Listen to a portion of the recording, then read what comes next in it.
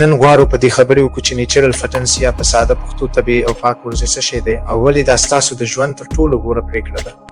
ډېری خلک چې کله جیم ته راځي نو غواړي په یوه میاشت کې د هغو کسانو غوندې عضلات ولري چې کلونه کلونه یې خواري کړي وي. خو په یاد ولرئ چې په فټنس کې داسې هیڅ جادوي لاره نشته چې پرته له خطره مو هدف ته ورسئ.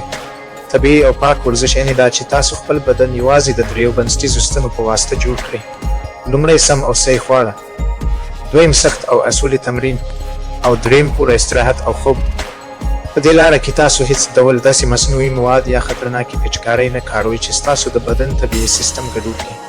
ساینسي حقیقت دا دی چې کله تاسو په طبیعي ډول عضلات جوړوئ ستاسو بدن د هډوکو بندونو او زړه له پلوه خوراکی کېږي. دا عضلات چې په پاکه لاره جوړیږي ډېر کلک او دایمي وي، یعنې که یو اونۍ جیم ته هم لاړ نه شئ ستاسو بدن په اسانۍ سره خپل شکل نه بایلي.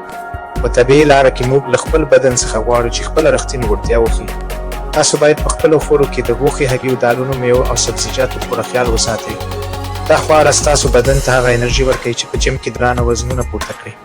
او دا سمه ده چې په طبیعي لاره کې پرمختګ لږ وخت او ډېر صبر غواړي، خو ګټه یې دا ده چې تاسو به هیڅکله د پښتورګو، ځیګر یا د زړه له جدي ناروغیو سره نه مخ کېږئ. دا د هغو کسانو لاره ده چې غواړي د اوږد عمر لپاره روغ او فټ پاتې شي. یوه مهمه ساینسي مشوره دا ده چې خپل ځان له هیچا سره مه پرتله کوئ، ځکه د هر چا بدن او جینیټیک جلا وي. یوازې پر خپل ځان تمرکز وکړئ او هره ورځ هڅه وکړئ چې له خپل تیر پړون څخه یو ګام مخکې شئ. موږ په دې پاڼه کې یوازې د پاک او صحیح ژوند لارې چارې درښیو.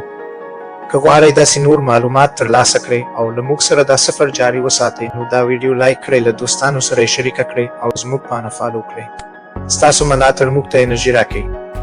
مننه چې تر پایه راسره وئ.